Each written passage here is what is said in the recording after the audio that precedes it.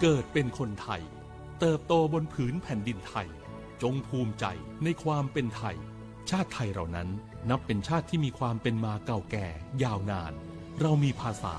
วัฒนธรรมและมีสิ่งต่างๆที่เป็นเอกลักษณ์ให้เราได้ภาคภูมิใจในความเป็นคนไทยเราควรเห็นคุณค่าและมีความรักชาติหวงแหนแผ่นดินอันเป็นมรดกของบรรพชน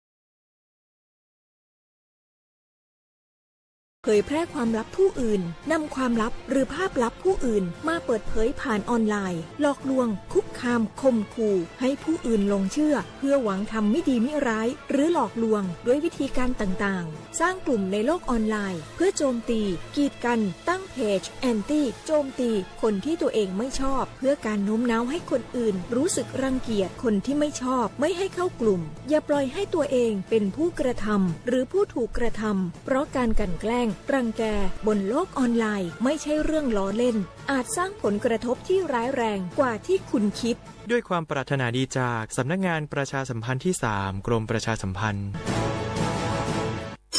กู้ภัยโทรมาบอกว่าป่อน้องรถแฉลบน้องบ่คิดบ่ฝันเลยว่าวันนั้นจะเป็นวันสุดท้าย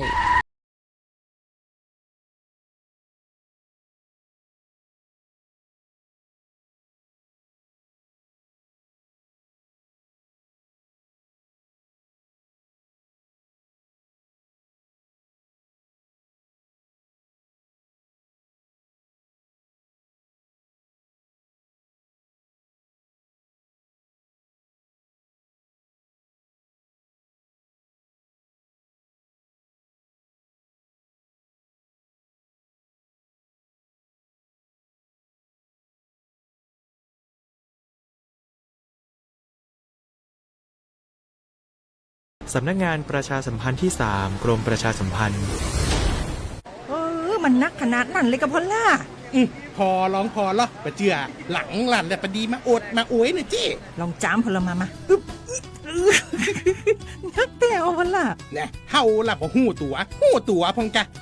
เจ้อย่าไปลืมเนอะวันจันทร์เปิ่นขึ้นไปตรวจสุขภาพงดเขางดน้ำหลัง2 ทุ่มเนอะโอ้เกือบลืมเหมือนกันนะกระดิ่เหมือนกันนะโหนี่รู้สึกปวดหลังปวดไหล่จะให้หมอเปิ่นจับเส้นสักกังว่าแต่ว่าแก้วมันจะไปก็ฮะน้องขี่มันไปล่ะปีที่แล้วอิดออดถ้าปีนี้บ่ไปจะด่าสกำเหรอเดี๋ยวเป็นนั่นเป็นนี่กินเข้ากับก่อยตรงเวลาคือหมอสั่งถ้าจะเจือพ่องแล้วกับวันนี้มันไปไหนนี่บ่เดียวนี่ปุ่นน่ะน้องฮือมันไปห้องเจ้ามูไม่ยกของปุ่นน่ะตากันมาปุ่นล่ะไปลีกฮือมูที่เพิ่นแข็งแรงจัดการคนเฮาคนเถิบอย่างเจ้นี่ลีกนี่พอเรามันหาแล้วกันเนี่ยกายพร้อมใจพร้อมเพื่อสุขภาพที่ดีปรารถนาดีจากสำนักงานประชาสัมพันธ์ที่ 3 กรมประชาสัมพันธ์ค่ะทุกวันนี้ใครๆก็ใช้ไลน์แต่จะดีกว่าไหมถ้ารู้ข้อมูลข่าวสารแจ้งเตือนภัยผ่านแอปไลน์ได้ด้วย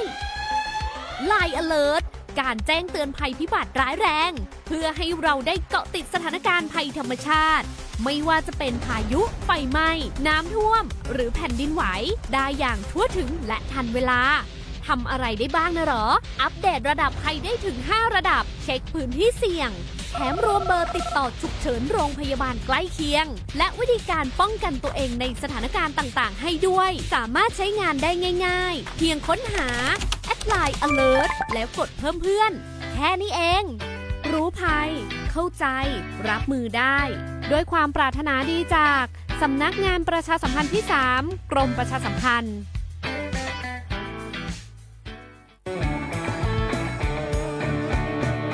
บรรยากาศมาพี่ชนแม่วันนี้ปาร์ตี้กันให้สุดๆกันไปเลย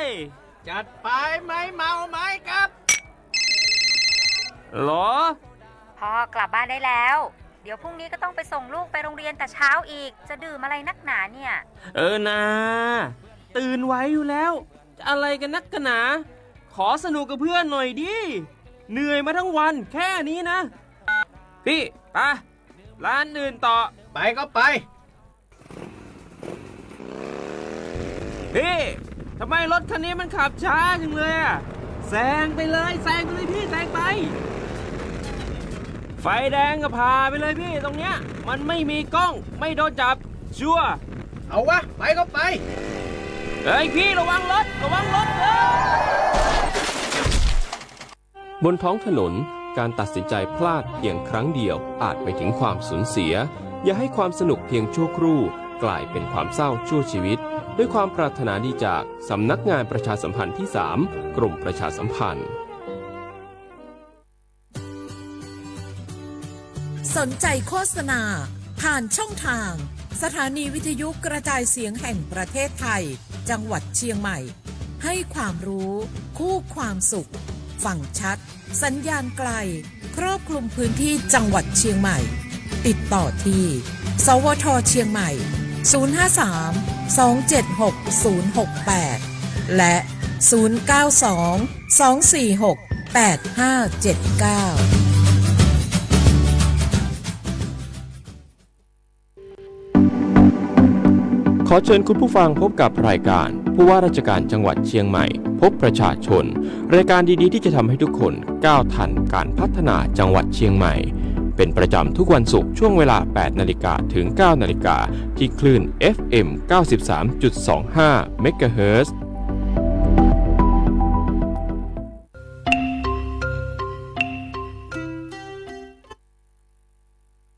ทักทายคุณผู้ฟังทุกท่านครับขอต้อนรับเข้าสู่ช่วงรายการผู้ว่าราชการจังหวัดเชียงใหม่พบประชาชนครับเราพบกันเป็นประจำทุกวันศุกร์ตั้งแต่ช่วงเวลา 8 นาฬิกาถึง 9 นาฬิกาครับพบกับผมเมทัศน์แจ่มศรีผู้ดำเนินรายการครับสำหรับรายการผู้ว่าราชการจังหวัดเชียงใหม่พบประชาชนครับเราจะนำข้อมูลข่าวสารในพื้นที่จังหวัดเชียงใหม่รวมถึงเรื่องของนโยบายต่างๆเนาะในการพัฒนาจังหวัดเชียงใหม่เนี่ยโดย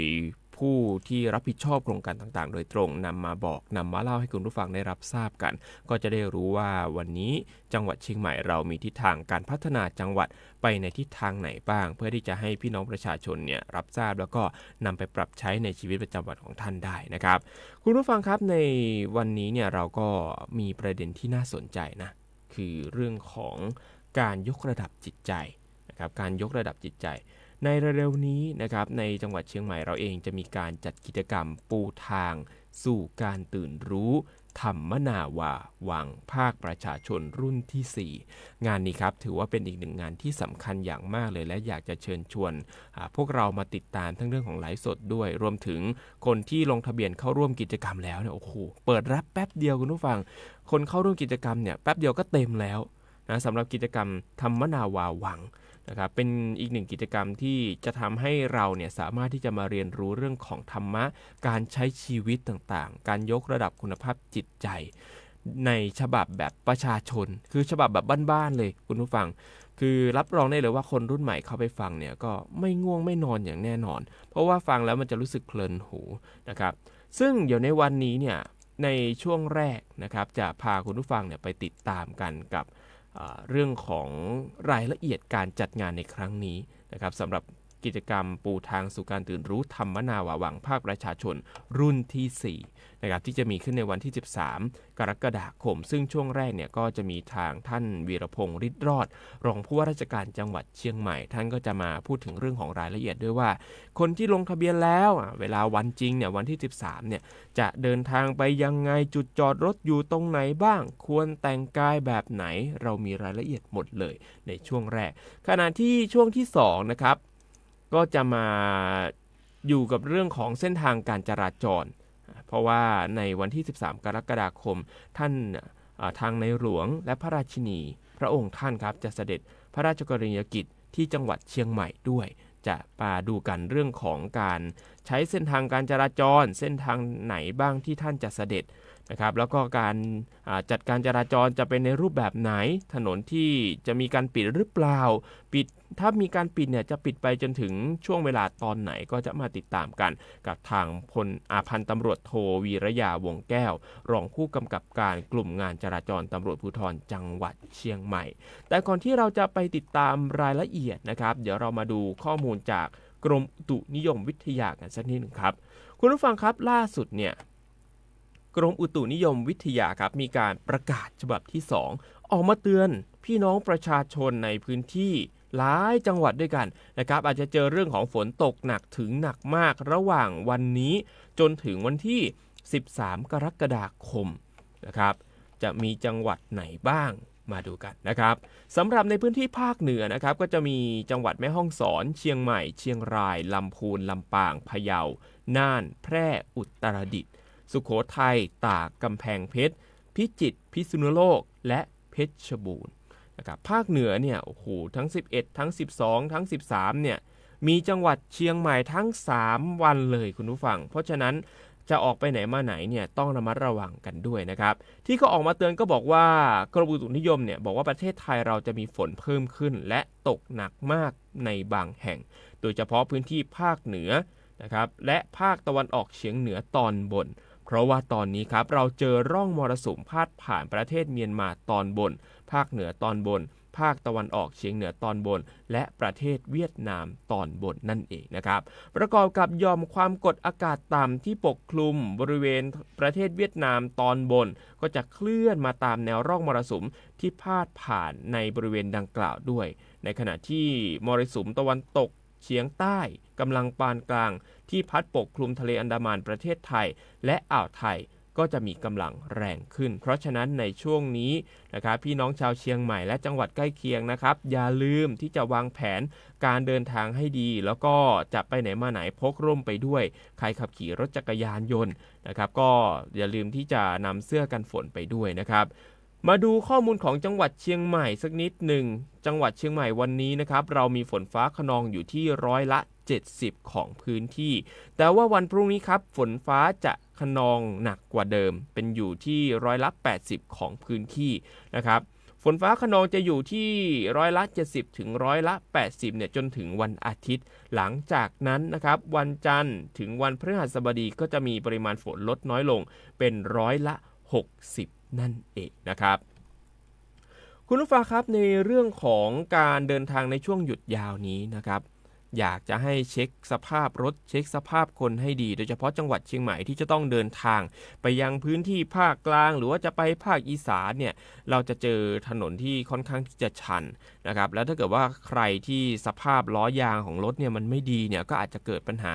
รถลื่นได้หรือว่าขับรถเร็วเกินกำหนดนี่ก็อาจจะมีปัญหาได้เช่นเดียวกันเพราะฉะนั้นจะเดินทางไปไหนมาไหนก็อย่าลืมที่จะเช็คสภาพรถด้วยเช็คสภาพโคนนอนหลับให้เพียงพอและปฏิบัติตามกฎจราจรด้วยนะครับสำหรับจังหวัดเชียงใหม่ที่ผ่านมาเรามีกิจกรรมมากมายนะครับอย่างเมื่อวานนี้เนี่ยก็จะมีทั้งพุทธศาสนิกชนชาวเชียงใหม่ตั้งแต่เช้าเลยก็จะได้ร่วมทำบุญตักบาตรวันอาสาฬหบูชาและวันเข้าพรรษาประจำปี2568ด้วยเริ่มไปตั้งแต่เช้าเนี่ยคุณผู้ฟังทางข้อเมืองของเราครับทางนายนิรัตน์พงศ์สิทธิถาวรก็ได้มอบหมายให้ท่านวีรพงศ์ฤทธิ์รอดรองผู้ว่าราชการจังหวัดเชียงใหม่ไปเป็นประธานฝ่ายคารวาสนำพี่น้องชาวเชียงใหม่นี่แหละครับไปร่วมพิธีทำบุญตักบาตรข้าวสารอาหารแห้งถวายแด่พระสงฆ์59รูปเนื่องในวันอาสาฬหบูชาและวันเข้าพรรษาประจำปี2568ที่วัดพระสิงห์วรมหาวิหารอำเภอเมืองเชียงใหม่จังหวัดเชียงใหม่ครับเมื่อวานนี้ตั้งแต่เช้าก็จะมีพระเทพสิงห์วราจารย์เจ้าอาวาสวัดพระสิงห์วรมหาวิหารเป็นประธานฝ่ายสงฆ์แล้วก็จะมีทั้งส่วนราชการพุทธศาสนิกชนทั้งชาวเชียงใหม่แล้วก็พี่น้องชาติพันธุ์มาร่วมกันทำบุญตักบาตรสืบสานขนบธรรมเนียมประเพณีอันดีงามด้วยนะครับแล้วก็ในช่วงเย็นนะครับที่วัดพระธาตุดอยสุเทพราชวรวิหารอำเภอเมืองเชียงใหม่ทางท่านผู้ว่าราชการจังหวัดเชียงใหม่ก็มอบหมายให้ทางท่านวีรพงศ์ฤทธิ์รอดรองผู้ว่าราชการจังหวัดเชียงใหม่เนี่ยท่านไปเป็นประธานฝ่ายคารวาสนำส่วนราชการพี่น้องประชาชนไปร่วมรับฟังการแสดงพระธรรมเทศนาของพระสงฆ์โดยมีพระธรรมเสนาบดี เจ้าคณะภาค 7 เจ้าอาวาสวัดพระธาตุดอยสุเทพเป็นประธานฝ่ายสงฆ์ครับแล้วก็ยังมีการจัดการพิธีเวียนเทียนรอบองค์พระบรมธาตุดอยสุเทพจำนวน3รอบด้วยนะครับเพื่อที่จะเป็นการรำลึกถึงคุณของพระรัตนตรัยและเสริมความเป็นสิริมงคลแก่ชีวิตด้วยนั่นเองนะครับทางนายวีรพงษ์ฤทธิ์รอดครับก็ได้นำชาวเชียงใหม่และผู้ร่วมพิธีเข้าร่วมถวายเทียนพรรษาและผ้าอาบน้ำฝนแด่พระภิกษุสงฆ์ด้วยเพื่อถวายเป็นพุทธบูชาและให้พระภิกษุสงฆ์เนี่ยได้นำไปใช้ประโยชน์ด้านศาสนกิจของสงฆ์ตลอดระยะเวลา3เดือนในช่วงเข้าพรรษาในปีนี้ด้วยนะครับนอกจากจะมีที่วัดพระธาตุดอยสุเทพแล้วเนี่ยจังหวัดเชียงใหม่ครับก็ยังมีการจัดพิธีเวียนเทียนและกิจกรรมทางพระพุทธศาสนาขึ้นตามวัดวาอารามหลวงที่สำคัญไม่ว่าจะเป็นวัดพระสิงห์วัดเจดีย์หลวงวัดศรีโสดาวัด7ยอดวัดสวนดอกวัดป่าดาราพิรมย์แล้วก็อีกวัดมากมายเลยนะครับอีกหลายวัดเลยนะครับก็ถือว่าเป็นกิจกรรมที่จะเปิดโอกาสนะครับให้พุทธศาสนิกชนทุกท่านเนี่ยได้ร่วมกิจกรรมกันเพื่อความเป็นสิริมงคลนะครับแล้วก็สิ่งที่สำคัญเลยเนี่ยก็คือถือว่าเป็นวันที่จะได้ร่วมกันนะครับคนในครอบครัวจะกลับมาปะหน้ากันมาพบกันนะครับถือว่าเป็นโอกาสดีๆนะที่จะเป็นการสานสัมพันธ์ของคนในครอบครัวด้วยนั่นเองนะครับทางขนส่งจังหวัดเชียงใหม่นะครับล่าสุดก็ได้ออกมาขอความร่วมมือบรรดาผู้ประกอบการขนส่งสินค้าด้วยรถบรรทุกเนี่ยช่วงนี้จังหวัดเชียงใหม่ครับจะมีการจัดงานหลายงานเลยแล้วก็จะมีการจัดพิธีต่างๆด้วยนะครับซึ่งล่าสุดเนี่ยทางนายมานพพุทธวงศ์ขนส่งจังหวัดเชียงใหม่ก็บอกว่าในช่วงวันหยุดยาวต่อเนื่องเนี่ยวันอาสาฬหบูชาและวันเข้าพรรษาระหว่างวันนี้จนถึงวันที่13กรกฎาคมทางกรมการขนส่งทางบกเนี่ยเขาได้มีการคาดการณ์ครับว่า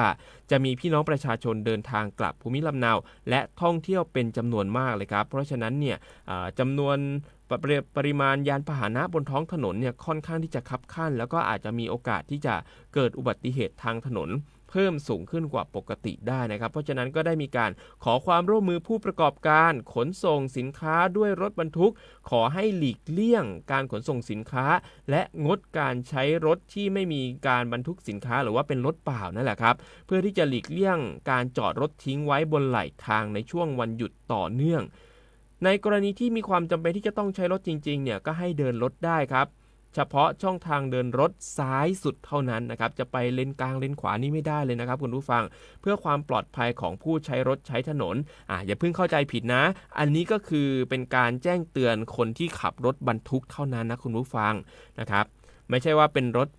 ขับรถยนต์ส่วนบุคคลอันนี้ไม่เกี่ยวนะฮะเป็นรถบรรทุกเท่านั้นนะครับก็มีการกำหนดกฎหมายไว้อย่างชัดเจนด้วยนะครับตอนนี้เนี่ยทางขนส่งจังหวัดก็จะมีการจัดเจ้าหน้าที่เข้าไปกำชับผู้ประกอบการด้วยนะครับดูแลกวดขันกำชับผู้ขับรถรวมถึงตรวจสอบอุปกรณ์ส่วนควบด้วยนะครับแล้วก็ความพร้อมของรถที่จะต้องทำการขนส่งมีการตรวจสอบอย่างเข้มงวดเลยนะครับแล้วก็กำชับให้คนที่ขับรถเนี่ยขับรถด้วยความระมัดระวังด้วยนั่นเองนะครับนอกจากนี้กรมการขนส่งทางบกครับได้มีการขอความร่วมมือผู้ประกอบการที่บรรทุกสินค้าด้วยรถบรรทุกนะครับไม่ประจำทางรถบรรทุกส่วนบุคคลรวมถึงองค์กรด้านการขนส่งสินค้าทั้ง28แห่งเนี่ยคือถ้าเกิดว่าพี่น้องประชาชนไปพบเห็นรถบรรทุกที่จอดทิ้งเอาไว้ข้างไหล่ทางเนี่ยก็สามารถที่จะโทรไปที่สายด่วนกรมการขนส่งทางบก1584ได้ตลอด24ชั่วโมงเลยนะครับคุณผู้ฟังครับในช่วงแรกของเราครับเราจะพาคุณผู้ฟังนั้นไปติดตามกันนะครับในเรื่องรายละเอียดต่างๆสำหรับคนที่จะเข้าร่วมกิจกรรมปูทางสู่การตื่นรู้ธรรมนาวาวังภาคประชาชนรุ่นที่4วันที่13กรกฎาคมที่จะถึงนี้นะครับช่วงแรกเราจะพาไปติดตามเทปสัมภาษณ์พิเศษจากทางนายวีรพงษ์ฤทธิ์รอดรองผู้ว่าราชการจังหวัดเชียงใหม่ไปฟังกันครับสวัสดีครับพี่น้องประชาชนชาวจังหวัดเชียงใหม่ที่รับชมผ่าน วิทยุนะครับรายการผู้ว่า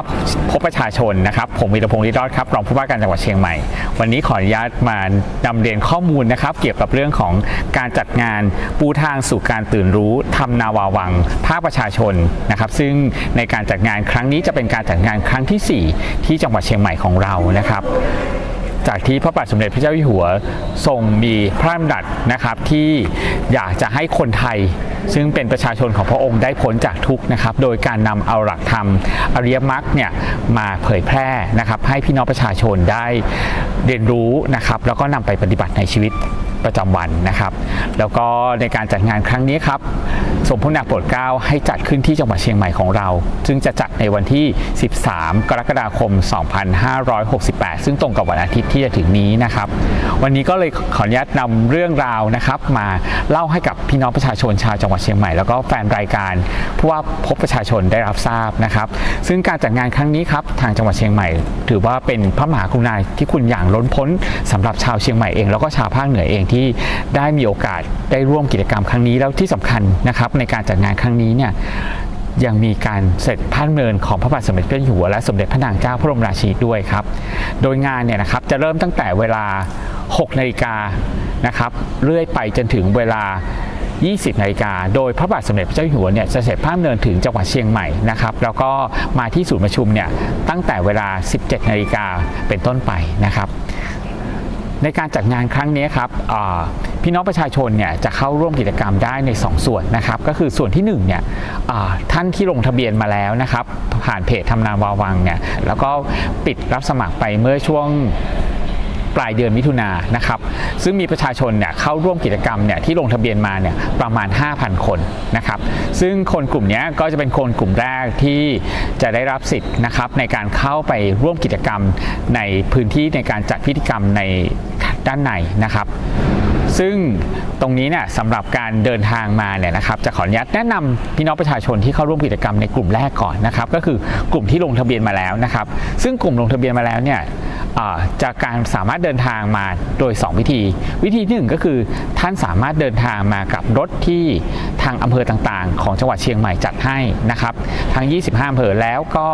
อีกส่วนหนึ่งก็คือเดินทางมากับทางรถที่จังหวัดต่างๆนะครับเพราะว่าในรอบนี้ครับก็จะมีจังหวัดที่เข้าร่วมกับเราเนี่ย5จังหวัดก็ประกอบด้วยจังหวัดเชียงรายพะเยาแพร่ลำปางและลำพูนนะครับก็จะเป็น5จังหวัดที่จะมาร่วมกิจกรรมกับเรานะครับซึ่งตรงนี้เนี่ยก็จะให้พี่น้องประชาชนเนี่ยสามารถขึ้นรถนะครับถ้าเป็นที่อำเภอก็ขึ้นรถที่ว่าการอำเภอถ้าเป็นจังหวัดก็ขึ้นรถที่ว่าการจังหวัดนะครับกับส่วนหนึ่งที่พี่น้องประชาชนที่ลงทะเบียนมาแล้วแล้วแจ้งความประสงค์ที่จะเดินทางมาร่วมกิจกรรมด้วยตัวเองเนี่ยก็สามารถนำรถนะครับมาจอดได้ที่ศูนย์ประชุมนานาชาติเฉลิมพระเกียรติ7รอบพระชนมพรรษานะครับได้โดยง่ายนะครับซึ่งก็สามารถมาจอดรถได้นะครับโดยคำแนะนำนะครับตรงนี้เนี่ยอยากจะว่าถ้าท่านนำรถมาเองเนี่ยขอความกรุณาท่านนะครับถ้ามาเส้นจากคลองชลประทานเนี่ยเมื่อเลี้ยวเข้ามาบริเวณหน้าศูนย์ประชุมเนี่ยท่านสามารถเข้าได้2ทางก็คือนางประตู1ก็คือถ้าลงสะพานมาท่านเลี้ยวขวาหรือถ้าจะเข้าประตู3เนี่ยตรงมานะครับแล้วก็พอถึงจุดกลับรถแรกท่านก็เลี้ยวขวาเข้ามาจอดรถได้เลยก็จะสุขสบายเพราะว่าตรงนี้เนี่ยเรามีพื้นที่รองรับในการจอดรถไว้สำหรับพี่น้องประชาชนที่มาร่วมกิจกรรมนะครับซึ่งเมื่อจอดรถแล้วเนี่ยท่านก็สามารถเดินนะครับมายังจุดลงทะเบียนได้แต่หากว่าอาจจะมีผู้สูงอายุหรือเดินไม่สะดวกทางจังหวัดเชียงใหม่ก็ได้จัดรถรางไว้ให้บริการอยู่แล้วนะครับก็จะมีรถรางเนี่ยวนคอยรับพี่น้องประชาชนที่จอดรถแล้วก็นำมาส่งที่จุดรายงานตัวนะครับซึ่งตรงนี้เนี่ยก็จะทำให้พี่น้องประชาชนได้สะดวกสบายนะครับในการเดินทางมาเมื่อเดินทางมาถึงท่านก็จุดแรกเลยครับแนะนำว่าพอมาถึงเสร็จปุ๊บณจุด drop off เนี่ยเราจะเรียกว่าจุดลงทะเบียนนะครับท่านก็สามารถเข้าไปลงทะเบียนโดยวิธีการลงทะเบียนก็คือง่ายครับท่านหยิบบัตรประชาชนขึ้นมานะครับหรือเป็นไทยดีก็ได้ครับที่จะให้หยิบ2อย่างขึ้นมาเนี่ยเพื่อจะให้เพราะว่าไปแสดงตัวกับเจ้าหน้าที่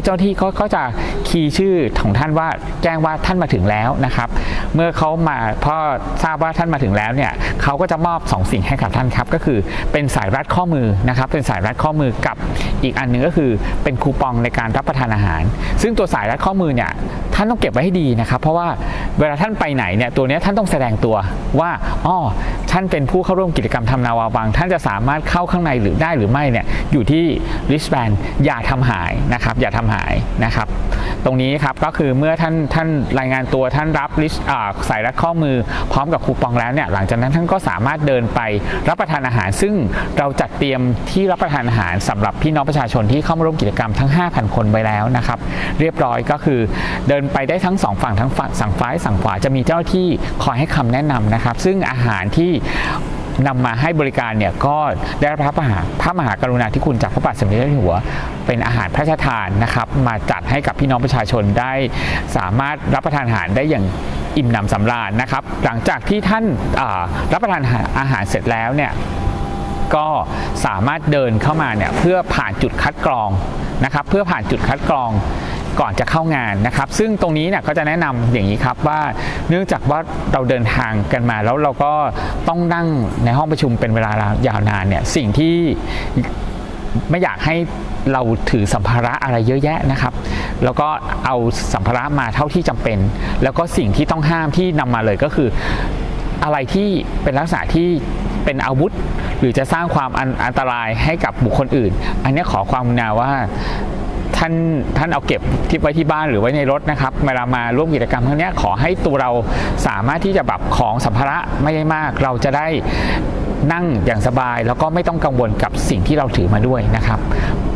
เมื่อผ่านจุดคัดกรองนะครับก็จะเดินทางเข้ามาเนี่ยก็จะมาจุดแรกนะครับก็จะเจอจุดที่เป็นจุดถ่ายรูปนะครับซึ่งก็จะเป็นจุดที่ผมนั่งอยู่เนี่ยครับก็คือเป็นจุดที่พี่น้องประชาชนจะมาถ่ายรูปแต่วันนั้นเนี่ยจะสวยกว่านี้นะครับอันนี้ยังไม่ได้รับการตกแต่งนะครับกำลังอยู่ในเรื่องของเป็นจุดที่เราถ่ายรูปหลังจากนั้นก็จะเดินทางเข้าไปในงานซึ่งเราจะมีที่นั่งทั้งหมดเนี่ย 5,000 คน 5,000 ที่นั่งนะครับซึ่งท่านสามารถที่จะเดินทางมาแล้วเลือกที่นั่งได้ตามสบายนะครับใครมาก่อนท่านอาจจะได้เลือกที่นั่งที่ใกล้เวทีนะครับใกล้เวทีใกล้จุดการแสดงแล้วเห็นจอชัดแล้วก็ที่สำคัญอาจจะเป็นจุดที่ใกล้เส้นจุดที่จะประทับอันนี้ท่านได้ชื่นชมพระบารมีอย่างใกล้ชิดนะครับก็ถ้ามาถึงก่อนก็รีบเข้าไปห้องประชุมครับอย่าช้านะครับเราไปถึงก่อนเราได้นั่งที่ดีเราสามารถเลือกที่ได้เมื่อสักครู่ผมลืมไปว่าจริงๆแล้วเนี่ยเราเปิดให้ลงทะเบียนนะครับพี่น้องประชาชนเราเปิดให้ท่านสามารถที่จะมาลงทะเบียนเข้างานได้ตั้งแต่เวลา 6 นาฬิกาแล้วก็ถ้าเป็นไปได้เนี่ยอยากให้เดินทางมาถึงที่ศูนย์ประชุมแห่งนี้ก่อนเวลา 7:45 นาทีแล้วที่สำคัญนะครับเนื่องจากพี่น้องประชาชนเดินทางมาค่อนข้างมากการจราจรอาจจะติดขัดเพราะฉะนั้นคือฝากท่านได้เตรียมตัวล่วงหน้าในการเดินทางนะครับเดินทางล่วงหน้านิดนึงบางทีเนี่ยด้วยความที่เราคุ้นชินกับการเดินทางเชียงใหม่จากบ้านท่านมาที่ศูนย์ประชุมอาจจะใช้เวลาแค่10 นาที 15 นาทีแต่วันนั้นเนื่องจากคนเยอะท่านอาจต้องเสียเวลาถึงครึ่งชั่วโมงก็อาจเป็นได้เพราะฉะนั้นคือเพื่อความพร้อมครับเรามาถึงก่อนอย่างที่ผมเรียนครับมาถึงก่อนเนี่ยเราก็มีสิทธิ์ที่จะเข้าไปข้างในแล้วก็เลือกที่นั่งที่ดีที่สุดสำหรับตัวเราจะได้ร่วมกิจกรรมได้เห็นภาพของการร่วมกิจกรรมได้อย่างเป็นอย่างดีนะครับเนี่ยครับในห้องกิจกรรมเนี่ยตั้งแต่อย่างที่เรียนว่าเราก็จะเริ่มกิจกรรมตั้งแต่ 8:30 นนะครับ 8:30 นเนี่ยก็จะมีพิธีเปิดนะครับพิธีเปิดโดยท่านรองราชเลขารองเลขาธิการพระราชวังนะครับก็จะมีการเปิดหลังจากนั้นก็จะมีการบรรยายธรรมนะครับบรรยายธรรมทั้งช่วงเช้าและช่วงบ่ายนะครับจะบรรยายธรรมตั้งแต่เช้าไปถึงบ่ายเนี่ยจนถึงเวลา 16 นาฬิกานะครับ 16 นาฬิกาหลัง 16 นาฬิกาถึง 17 นาฬิกาจะเป็นช่วงของการเตรียมการและเสด็จนะครับก็จะเป็นการเตรียมการเสร็จตรงนี้ครับในระหว่างวันเนี่ยท่านพี่น้องประชาชนก็สามารถรับฟังธรรมนะครับแล้วก็หากอยากจะเข้าห้องน้ำนั้นหรือทำธุระส่วนตัวนะครับก็ท่านก็สามารถที่ใช้บริการในศูนย์ประชุมได้อย่างนะครับเรามีความพร้อมในการที่จะให้มีห้องน้ำที่รองรับของการใช้บริการของพี่น้องประชาชนอย่างพร้อมเพรียงนะครับที่พอรองรับสามารถกับรองรับพี่น้องประชาชนได้เต็มทั้ง 5,000 คนนะครับไม่ต้องเป็นห่วงในเรื่องของห้องน้ำเพราะจะอยู่กระจายอยู่ตามจุดต่างๆอยู่แล้วนะครับ ขออนุญาตมาต่อเลยครับเมื่อสิ่งที่ส่วนหนึ่งก็คือนอกจากเรามาร่วมกิจกรรมแล้วเนี่ยอย่างที่เรียนตั้งแต่ต้นครับในการจัดงานครั้งนี้เนี่ยจะเป็นครั้งแรกที่พระบาทสมเด็จพระเจ้าอยู่หัวเสด็จพระดำเนินเข้าร่วมกิจกรรมด้วยแล้วก็เป็นบุญของชาวเชียงใหม่ครับในรอบปีนี้ถ้าเรามองตั้งแต่ปี 2018 เนี่ยพระบาทสมเด็จพระเจ้าอยู่หัวเสร็จถึงมาเยี่ยมพี่น้องประชาชนในจังหวัดเชียงใหม่รอบนี้เป็นรอบที่3แต่สมเด็จพระนางเจ้าเนี่ยเป็นรอบที่4นะครับเป็นรอบที่4แล้วนะครับซึ่งการเสด็จพระดำเนินครั้งนี้ครับพระบาทสมเด็จพระเจ้าอยู่หัวเนี่ยจะเสด็จพระดำเนินถึงที่ศูนย์ประชุมนานาชาติเฉลิมพระเกียรติเนี่ยเวลา 17 นาฬิกาโดยประมาณเมื่อเสร็จมาถึงเนี่ยนะครับก็จะเสร็จเข้าห้องประทับรับรองแล้วหลังจากนั้นก็เสร็จเข้าห้องพิธีการนะครับในห้องพิธีการเนี่ยก็จะมีการกล่าววัตถุประสงค์นะครับโดยราชเลขานุการในพระองค์พระบาทสมเด็จพระเจ้าอยู่หัวพระเจ้าอยู่หัวจะมีพระดำรัสนะครับในการเปิดงานแล้วก็ให้โอวาทกับพี่น้องประชาชนที่เข้าร่วมกิจกรรมซึ่งถือว่าเป็นเรื่องที่จะเป็นมงคลอย่างยิ่งครับในจังหวัดเชียงใหม่ของเราที่จะได้รับฟังพระราชโอวาทในครั้งนี้นะครับหลังจากนั้นครับเมื่อมีพระดำรัสเสร็จเรียบร้อยนะครับก็จะเป็นการเพลงแรกนะครับก็คือจะมีการบรรเลงเพลงนะครับเป็นเพลงพระพุทธเจ้านะครับซึ่งอันนี้ก็เป็นอีกหนึ่งความภาคภูมิใจของเราชาวเชียงใหม่ครับเพราะว่าคนที่ถวายดนตรีเนี่ยนะครับเล่นบรรเลงดนตรีถวายเนี่ยก็เป็นการรวมตัวของน้องๆลูกๆเยาวชนของเราชาวเชียงใหม่นะครับเด็กและเยาวชนชาวจังหวัดเชียงใหม่เนี่ยรวมตัวกันกว่า100 กว่าชีวิตนะครับเพื่อมาบรรเลงดนตรีถวายพระองค์ท่านแล้วก็จะมีนักร้องนะครับที่เป็นเยาวชนของจังหวัดเชียงใหม่4ท่านนะครับแล้วก็มีศิลปินนะครับที่มีชื่อเสียงของเราก็คือแม่แอดสุนทรีเวชานนท์ร่วมขับร้องกับนักร้องแกรมมี่อีก2ท่านนะครับรวมเป็นนักร้องนำเนี่ยนะครับทั้งหมดเนี่ย8ท่านนะครับแล้วก็มีนักร้องจากโรงเรียนสารศาสตร์วิเทศล้านนาเนี่ยมาเป็นคอรัสอีกซึ่งก็จะสร้างความภาคภูมิใจนะครับอย่างที่เรียนว่านักร้องเนี่ยทั้งหมดเนี่ยส่วนหนึ่งเนี่ยก็เป็นคนเชียงใหม่เกือบทั้งหมดนะครับเป็นความภาคภูมิใจของเรานะครับหลังจากที่บรรเลงนะครับขับร้องแล้วก็บรรเลงถวายเพลงพระพุทธเจ้าเสร็จแล้วเนี่ยก็จะเป็นการบรรยายธรรมนะครับบรรยายธรรมนะครับหลังจากนั้นก็จะเป็นการร้องมีการขับร้องเพลงอีก1 รอบนะครับโดยเพลงดุจดังสายฟ้าเราได้รับเกียรติจากคุณตูนบอดี้แสลมนะครับมาขับร้องเพลงนี้ถวายพระเจ้าอยู่หัวนะครับแล้วก็หลังจากนั้นก็จะเป็นเพลงที่เดินคนเดียวอันนี้ก็จะเป็นรวมศิลปินของนักร้องจากแกรมมี่ส่วน7ท่านแล้วก็มีนักร้องชาวเชียงใหม่ก็คือคุณอ้อมรัตนังจะมาขับร้องถวายเป็นการแปลงเนื้อจากเพลงที่เดินคนเดียวเนี่ยเป็นภาษาเมืองของเราเพื่อถวายเป็นพระองค์ท่านเพื่อให้เราเนี่ยเป็นแสดงออกว่าเราชาวเชียงใหม่เราชาวล้านนาเนี่ยอยากจะถวายพระองค์ท่านถวายพระเกียรติพระองค์ท่านโดยการแต่งเนื้อร้องขึ้นมาแล้วก็ร่วมในการเฉลิมพระเกียรติพระองค์ท่านในเพลงนี้ด้วยนะครับก็จะเป็นกิจกรรมที่เราชาวเชียงใหม่พร้อมใจที่จะถวายพระองค์ท่านเพื่อให้การจัดงานธรรมนาวาวังครั้งนี้เนี่ยบรรลุวัตถุประสงค์คือในส่วนหนึ่งก็คือตามพระราชบายคือให้พี่น้องประชาชนนะครับได้เรียนรู้หลักอริยมรรคที่ถูกต้องนำหลักนั้นน่ะไปประพฤติปฏิบัติเพื่อให้ตัวเองได้คลายความทุกข์และพ้นจากทุกข์ในที่สุดอันนี้ก็เป็นเรื่องวัตถุประสงค์ข้อที่1 2ก็เป็นเรื่องของการที่จะเทิดพระเกียรติพระองค์ท่านนะครับที่ทรงพระคุณมีพระมหากรุณาธิคุณที่เสด็จพระดำเนินมาเยี่ยมของเราแล้วก็พระกรุณาให้โปรดเกล้านำเอาธรรมนาวาวังเนี่ยมาเผยแพร่ให้กับพี่น้องชาวเชียงใหม่แล้วก็พี่น้องชาวภาคเหนือของเรานะครับก็ถือว่าเป็นเกียรติอย่างยิ่งแล้วก็เป็นเรื่องของการถวายพระเกียรติด้วยวัฒนธรรมประเพณีนะครับด้วยความสามารถของเด็กและเยาวชนของชาวเชียงใหม่นะครับเพื่อถวายให้กับพระองค์ท่านในครั้งนี้นะครับก็อยากจะเชิญชวนทุกท่านครับได้ร่วมกันนะครับมาเฝ้ารับเสด็จแล้วก็แสดงออกถึงความจงรักภักดีนะครับตรงนี้เนี่ยก็อยากนำเรียนอย่างนี้ครับว่าในส่วนของการจัดกิจกรรมอย่างที่นำเรียนนะครับว่า อยากจะให้ย้ำนะครับเรื่องของการเดินทางนะครับท่านสามารถเดินทางได้ทั้งมารถที่ราชการจัดให้และมากับรถมาเดินทางด้วยตัวเองถ้ามาเดินทางด้วยตัวเองนะครับมาก่อนเวลานะครับแล้วก็มาถึงแล้วเนี่ยครับย้ำเลยนะครับท่านสามารถเข้า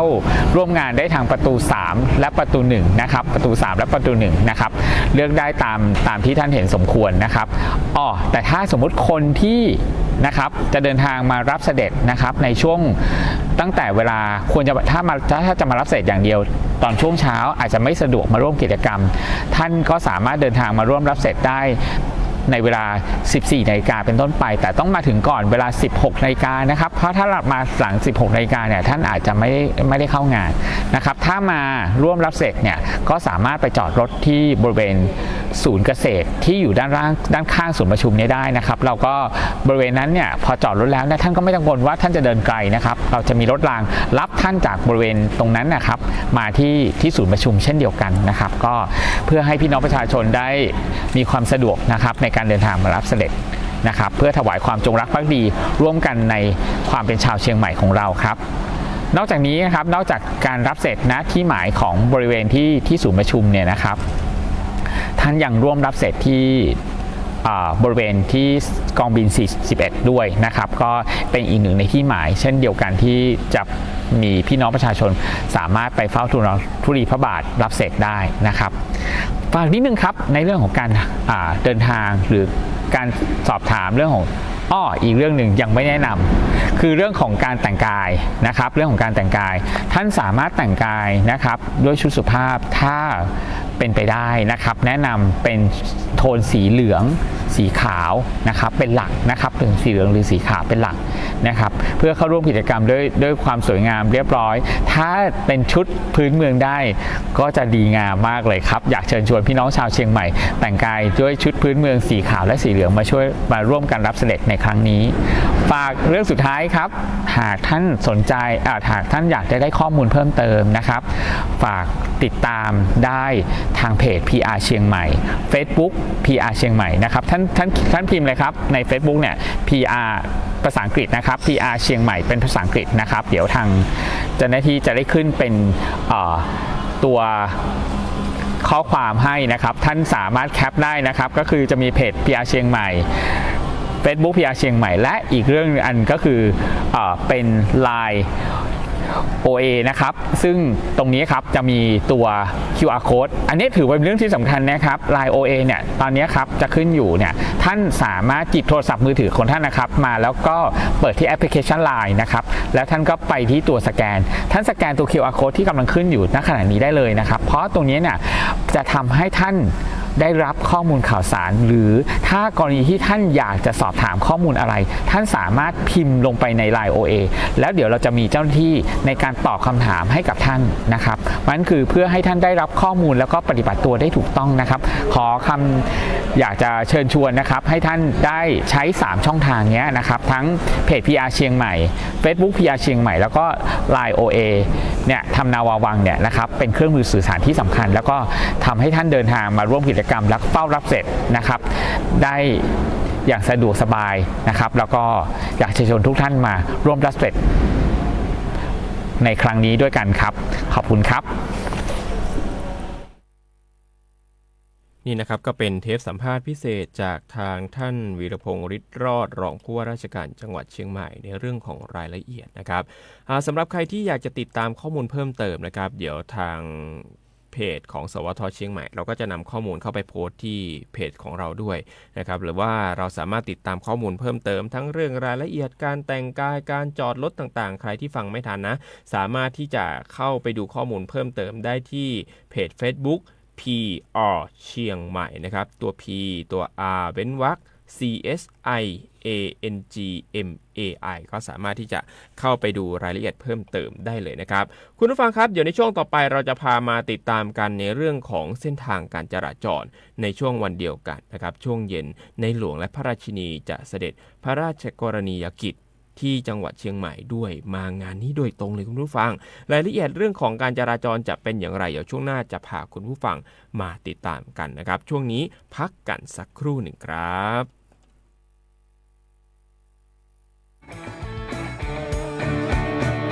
บรรยากาศมาพี่ชนแม่วันนี้ปาร์ตี้กันให้สุดๆกันไปเลย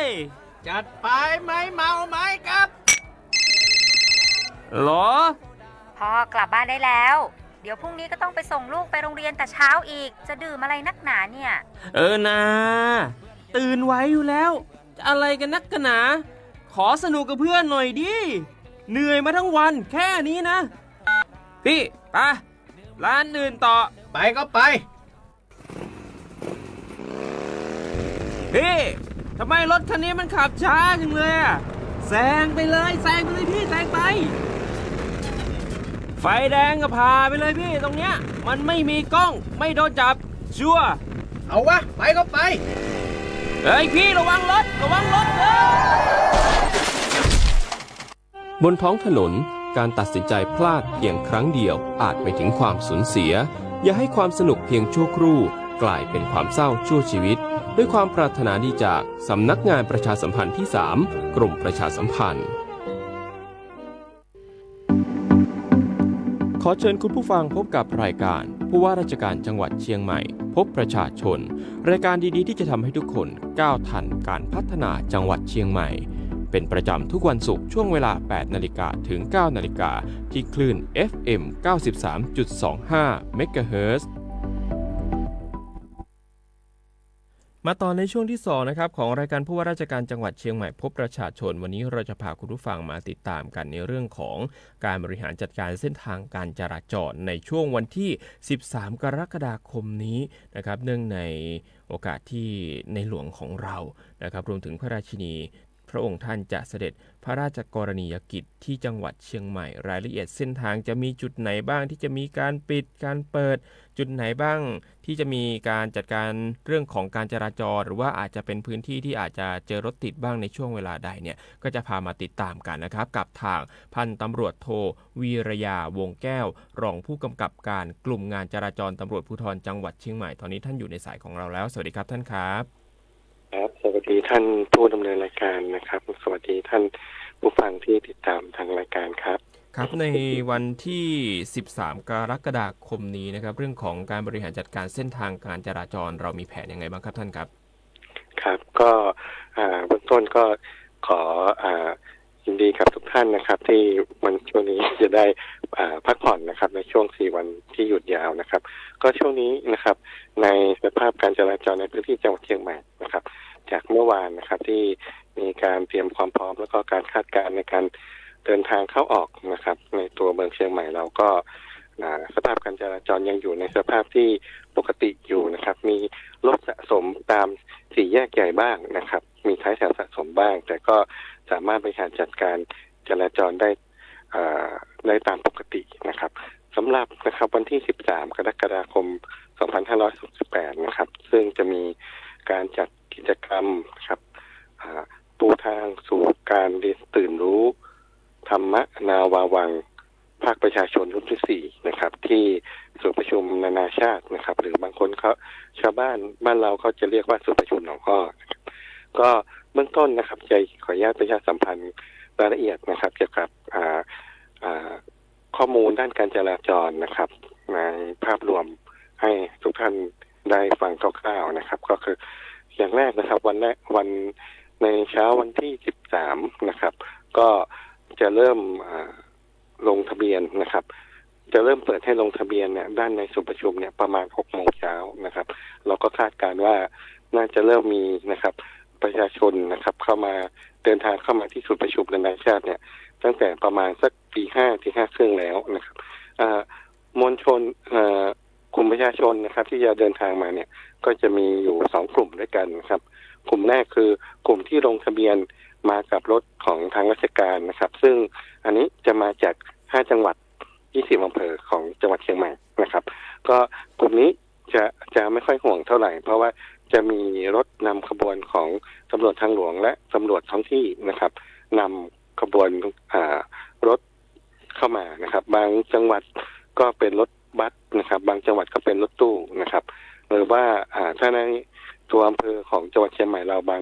บางคันก็จะเป็นรถที่เป็นรถกระบะหรือว่ารถเก๋งของทางอำเภอนะครับ แต่ว่าอันนี้นะครับเขาก็จะมาถึงประมาณ7 โมงนะครับโดยที่มีรถนำขบวนนะครับนำมาส่งที่จุดรับส่งที่2ด้านในศูนย์ประชุมนะครับอีกส่วนหนึ่งอีกกลุ่มหนึ่งนะครับก็คือกลุ่มพี่น้องประชาชนนะครับที่ลงทะเบียนมาว่าจะใช้รถส่วนบุคคลนะครับเดินทางมาสำหรับผู้ที่นำรถส่วนบุคคลนะครับที่จะเดินทางมาที่ศูนย์ประชุมนานาชาตินะครับในศูนย์ประชุมนะครับมีการจัดเตรียมที่จอดรถไว้ค่อนข้างเยอะพอสมควรนะครับประมาณ 2,400 กว่าคันนะครับแล้วก็ยังมีจุดจอดสำรองนะครับเป็นศูนย์แสดงสินค้าการเกษตรภาคเหนือนะครับซึ่งอยู่ติดกับศูนย์ประชุมนะครับก็จอดได้อีกประมาณ 1,000 คันนะครับซึ่งบริเวณลานจอดต่างๆนะครับก็ได้ทราบว่าด้านในเนี่ยมีการจัดเตรียมรถรางนะครับสำหรับรับส่งจากบริเวณจุดจอดรถนะครับเข้าไปยังจุด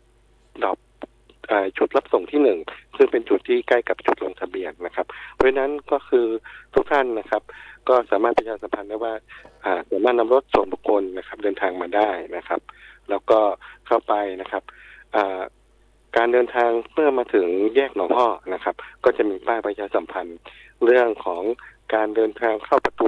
ไหนสามารถเข้าได้บ้างนะครับแล้วก็จุดจอดตรงไหนสามารถเอาไปจอดได้บ้างนะครับประชาสัมพันธ์คร่าวๆไว้ก่อนว่า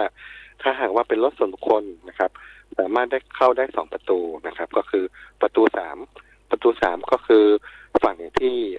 เป็นถนนด้านข้างหอประชุมนะครับในด้านข้างศูนย์ประชุมนะครับส่วนประตู1นะครับก็จะเป็นประตูที่อยู่ด้านหน้าศูนย์ประชุมเมื่อมาถึงแยกหนองฮ้อแล้วนะครับก็ให้เลี้ยวขวาตรงคู่ขนานด้านนอกนะครับแล้วก็ขับมาอีกประมาณ700 เมตรนะครับก็สามารถเลี้ยวซ้ายเพื่อเข้าสู่ประตู1นะครับเมื่อเข้าไปถึงนะครับจะมีนะครับเจ้าหน้าที่ของศูนย์ประชุมเองนะครับตำรวจจราจรอาสาจราจรแล้วก็รักษาดินแดนนะครับช่วยในการอำนวยความสะดวกในการเข้าจุดจอดรถให้แล้วก็ประชาสัมพันธ์ข้อมูลว่าตรงไหนเป็นจุดที่จอดได้บ้างแล้วจอดแล้วนะครับสามารถไปขึ้นรถรางได้ที่ไหนนะครับเพื่อที่จะไปลงทะเบียนต่อไปนะครับซึ่งก็การเดินทางทั้งหมดนะครับบริเวณแยกโดยรอบนะครับเราแบ่งเป็นวงรอบชั้นในวงรอบชั้นนอกนะครับวงรอบชั้นในเนี่ยก็บริเวณแยกหนองฮ้อแยก700 ปีนะครับแยกผาเมืองแยกข้างศาลนะครับแยกเชียงใหม่ภูคำแยกจางเทียนอันนี้นะครับมีตำรวจจราจรเข้านะครับดูแลความสะดวกด้านการจราจรเนี่ยในการกำหนดสัญญาณไฟให้สอดคล้องกับปริมาณการจราจรเนี่ยตั้งแต่ตี 5แล้วนะครับก็เชื่อได้ว่านะครับทุกท่านที่เดินทางเข้ามาเนี่ยก็ค่อนข้างที่จะสะดวกสบายหรือถ้าหากว่าท่านใดจะใช้ขนส่งสาธารณะนะครับก็สามารถทำได้นะครับก็อาจจะสะดวกสบายกว่าถ้าหากว่าสมมติว่า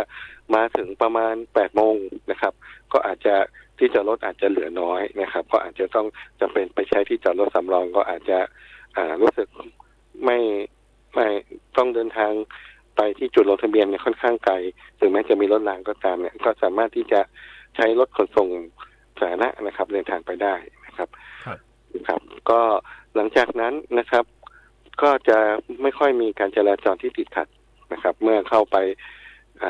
เมื่อประชาชนเข้าไปในศูนย์ประชุมได้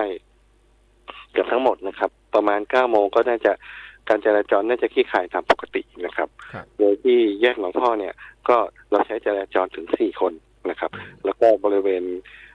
3 แยกนะครับ4 แยกด้านในนะครับ4 แยกคู่ขนานด้านในเนี่ยก็มีเจ้าหน้าที่ตำรวจจราจรอีก3 คนนะครับก็คือบริเวณดังกล่าวเนี่ยมีเจ้าหน้าที่จราจรอยู่ทั้งหมด7 คนที่จะคอยบริหารจัดการบริเวณแยกหนองฮ้อซึ่งคาดการณ์ว่าจะมีการจราจรที่ค่อนข้างที่จะวุ่นวายนิดหนึ่งนะครับเนื่องจากว่ามีปริมาณรถที่ต้องผ่านบริเวณแยกนั้นในเวลาตั้งแต่ 6 โมงเช้าจนถึง 8 โมงเช้าเนี่ยประมาณ 5,000 คันนะครับก็ประมาณนี้นะครับสำหรับในช่วงบ่ายก็จะมีการเชิญชวนนะครับให้ประชาชนที่อยากมาชื่นชมพระบารมีของพระบาทสมเด็จพระเจ้าอยู่หัวและสมเด็จพระราชินีนะครับสามารถที่จะเข้ามารับเสด็จนะครับในบริเวณ2 ที่นะครับที่ กองบินที่11นะครับแล้วก็ที่ศูนย์ประชุมนานาชาติจงฮ้อนะครับก็บริเวณดังกล่าวนะครับก็ถ้าหากว่าท่านใดที่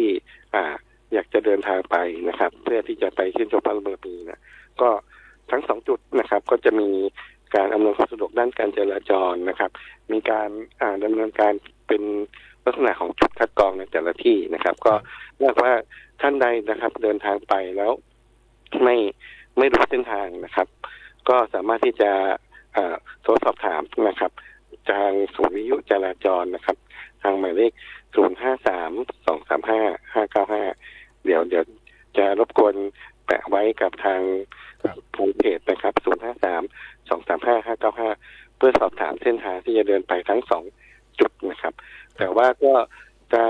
กำหนดเวลานะครับที่ศูนย์ประชุมหนองฮ้อเนี่ยกำหนดเวลาให้สามารถที่จะเข้าไปลงทะเบียนเพื่อที่จะชื่นชมพระบารมีเนี่ยได้ไม่เกิน 16 นาฬิกานะครับเพราะฉะนั้นก็ถ้าว่าท่านใดจะเดินทางไปเนี่ยก็แนะนำว่าให้ไปถึงก่อนประมาณ 15:30 นาทีนะครับสามารถนำรถไปจอดได้นะครับที่บริเวณศูนย์สินค้าเกษตรเนื่องจากว่าหลังจากประมาณ 10 นาฬิกาเนี่ยเราจะมีการขออนุญาตในการปิดประตูนะครับประตู1ซึ่งจะเป็นเส้นทางที่จะใช้เป็นเส้นทางเสด็จของขบวนรถของสมเด็จพระเจ้าอยู่หัวและก็สมเด็จพระราชินีนะครับก็อาจจะจำเป็นต้องจะไปใช้ ที่จอดรถบริเวณศูนย์แสดงสินค้าการเกษตรแทนนะครับแล้วก็เมื่อพ้น 16 นาฬิกาไปแล้วนะครับ ในช่วงที่พระองค์ท่านเสด็จนะครับพระบาทสมเด็จพระเจ้าอยู่หัวและสมเด็จพระราชินีจะเสด็จเนี่ยคาดว่าน่าจะเป็นประมาณหลัง 16 นาฬิกาเนี่ยเครื่องพระที่นั่งนะครับก็จะบินจากบริเวณจังหวัดกรุงเทพมหานครนะครับเพื่อมาจังหวัดเชียงใหม่นะครับใช้เวลาบินประมาณ1 ชั่วโมงนะครับก็คาดการณ์ว่าอาจจะจำเป็นต้องใช้เส้นทางนะครับสำหรับขบวนเสด็จเนี่ยช่วงเวลาประมาณ 17 นาฬิกาเป็นต้นไปนะครับแต่ก็ไม่ขอประชาสัมพันธ์ว่าไม่ต้องกังวลนะครับเนื่องจากว่าการจัดการจราจรสำหรับขบวนเสด็จเนี่ยเนื่องจากว่าเป็นการจัดการจราจรในรูปแบบส่วนพระองค์นะครับซึ่งจริงๆแล้วเนี่ยเริ่มใช้ตั้งแต่ปี 2559 นะครับในพื้นที่กรุงเทพแล้วก็ปทุมธานีพื้นที่ปริมณฑลของจังหวัดกรุงเทพนะครับเพื่อที่จะลดนะครับการกระทบต่อการจราจรในภาพรวมนะครับแล้วก็การกระทบต่อการสัญจรของพี่น้องประชาชนให้น้อยที่สุดนะครับก็ในช่วงหลังๆมานะครับก็จะเป็นรูปแบบนี้เกือบทั้งหมดนะครับก็คือการจราจรเนี่ยแทบจะเรียกว่าไม่มีการปิดกั้นการจราจรนะครับหากว่าถนนบริเวณที่จะใช้สัญจรผ่านเนี่ยในบริเวณที่ขบวนจะผ่านเนี่ยมีพื้นผิวการจราจรที่เพียงพอนะครับก็คือถนนกว้างพอนะครับแล้วก็ลักษณะทางกายภาพของถนนเนี่ยสามารถที่จะแบ่ง1ช่องทางจราจรสำหรับขบวนเสด็จได้เนี่ยก็จะให้นะครับ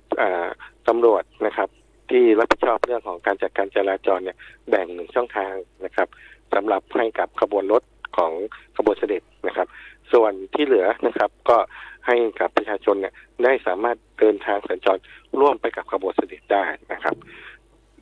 ยกเว้นในพื้นที่ที่มีพื้นผิวการจราจรน้อยนะครับดูแลสภาพทางกายภาพแล้วเนี่ยถ้าหากว่าให้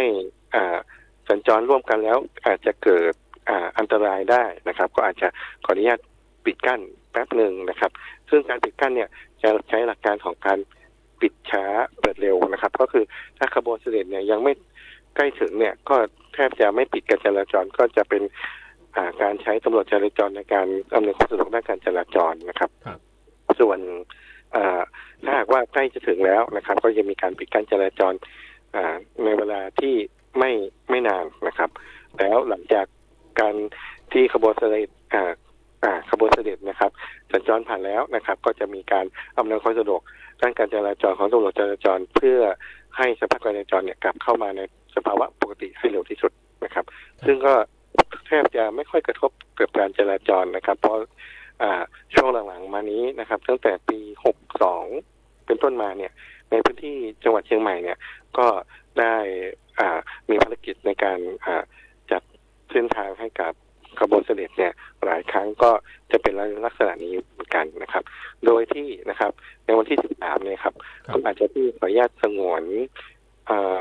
พื้นที่นะครับเส้นทางนะครับสำหรับขบวนก็จะเป็นเส้นทางจากกองบิน11นะครับเพื่อเดินทางไปที่ศูนย์ประชุมนานาชาตินะครับหนองอ้อนะครับก็ขบวนเสด็จจะเป็นถนนสายคันคลองเป็นหลักนะครับก็ขบวนสายถนนสายคันคลองนะครับเนื่องจากว่าบางพื้นที่เนี่ยมันค่อนข้างที่จะมีสภาพทางกายภาพที่ค่อนข้างอันตรายนะครับเพราะนั้นบางจุดเนี่ยจะมีการวางกลวยยางให้กับขบวนเสด็จ1ช่องจราจรอีกที่เหลืออีกประมาณ1ช่องจราจรกว่าๆเนี่ยก็ประชาชนสามารถสัญจรผ่านไปได้แต่บางจุดยกตัวอย่างเช่นบริเวณทางโค้งหน้าสนามเทนนิสกีฬาอันเนี้ยอาจจะต้องปิดการจราจรเพราะว่ามันมีลักษณะที่โค้งกว้างนะครับแล้วก็ถ้าหากว่ามีการสัญจรผ่านไปด้วยกันเนี่ยอาจจะทำให้มีความอันตรายขึ้นได้นะครับก็จะมีการปิดกั้นนิดนึงนะครับเพราะนั้นก็อยากให้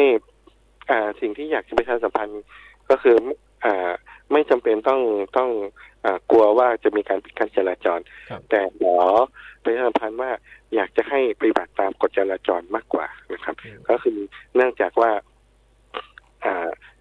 ทุกครั้งนะครับที่มีการเสด็จเนี่ยก็คือความเรียบร้อยนะครับความสะอาดของ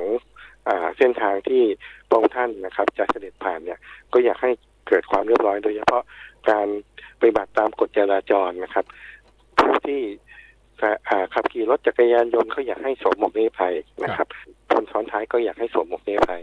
นะครับผู้ขับขี่รถยนต์นะครับก็อยากให้ขับขี่ด้วยความเร็วที่ไม่เร็วนะครับขับ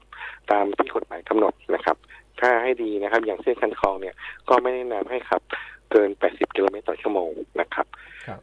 ท่านใดนะครับที่ไปทำธุระนะครับบริเวณเส้นทางสายคันคลองนะครับจุดใดเป็นจุดห้ามหยุดจุดใดเป็นจุดห้ามจอดก็อยากจะให้นะครับปฏิบัติตามเครื่องหมายจราจรที่อยู่บริเวณดังกล่าวนะครับเพราะทุกครั้งที่มีการจัดเส้นทางสำหรับขบวนเสด็จเนี่ยเราก็มักจะเจอปัญหาเรื่องของการจอดฝ่าฝืนในจุดที่ห้ามจอดนะครับซึ่งเนี้ยก็จะทำให้รถของท่านเนี่ยจะต้องถูกเคลื่อนย้ายเพื่อให้เกิดความเรียบร้อยในเส้นทางเสด็จนะครับก็ร่วมมือร่วมใจกันนะครับในการปฏิบัติตามกฎจราจรนอกจากจะทำให้เป็นความเรียบร้อยของหน้าตาของจังหวัดเชียงใหม่เราแล้วเนี่ยยังเป็นเรื่องสำคัญที่ให้เกิดความปลอดภัยในการขับขี่สัญจรร่วมกันของพี่น้องชาวเชียงใหม่ในการใช้ถนนร่วมกันอีกนะครับก็ขออนุญาตไปเสริมพันธ์ประมาณนี้ครับท่านครับ2 นาทีสุดท้ายครับอยากจะขออนุญาตสอบถามถึงเรื่องของคนที่จะใช้เส้นทางเลี่ยงโดยเฉพาะในช่วงวันที่13ตอนเช้าเนี่ยนะครับมีเส้นทางเลี่ยงเส้นไหนบ้างที่อยากจะแนะนำฮะเพราะว่าเป็นช่วงที่คนน่าจะเดินทางกันค่อนข้างเยอะเลยฮะใช่ครับก็คือเส้นทางสายคันคลองเนี่ยน่าจะมีการจราจรที่มากพอสมควรอยู่แล้วนะครับเส้นทางเลี่ยงนะครับเส้นทางที่สามารถใช้นะครับโชตนาเนี่ยยังสามารถใช้ได้อยู่นะครับเพราะถนนสายโชตนาเนี่ยเราคาดการณ์ว่าปริมาณการจราจรเนี่ยจะไม่มากนะครับในการเดินทางเข้าออกเมืองนะครับในพื้นที่โซนแม่ริมเข้าเชียงใหม่หรือว่าจากเชียงใหม่ออกแม่ริมนะครับหรือท่านใดนะครับสามารถที่จะใช้ถนนสายเชียงใหม่ลำปางเลยนะครับโดยเลี่ยงตั้งแต่แยกเชียงใหม่ภูคำนะครับเพื่อเลี่ยงบริเวณจุดแออัดการจราจรบริเวณแยก2 ข้อนะครับท่านใดที่มาจากเชียงใหม่ภูคำนะครับสามารถที่จะตรงมาที่บริเวณแยกริมคำแล้วใช้ถนนสายเชียงใหม่ลำปางนะครับในการสัญจรเนี่ยก็จะสะดวกกว่าท่านใดที่จะออกแม่ริมก็มีขวางสิงซ้ายได้นะครับท่านใดที่ออกไปโซนแม่โจ้อุพร้าวนะครับก็จะสามารถใช้แยกสามเหล็กแล้วก็เลี้ยวซ้ายได้นะครับดังนั้นก็คาดการณ์ว่าการจราจรน่าจะสามารถที่จะอยู่ในการควบคุมของการปฏิบัติของเจ้าหน้าที่ได้อยู่ครับครับผมต้องขอบพระคุณอย่างสูงครับทางพันตำรวจโทวีรยาวงแก้วท่านรองผู้กำกับการกลุ่มงานจราจรตำรวจภูธรจังหวัดเชียงใหม่ขอบคุณครับท่านครับ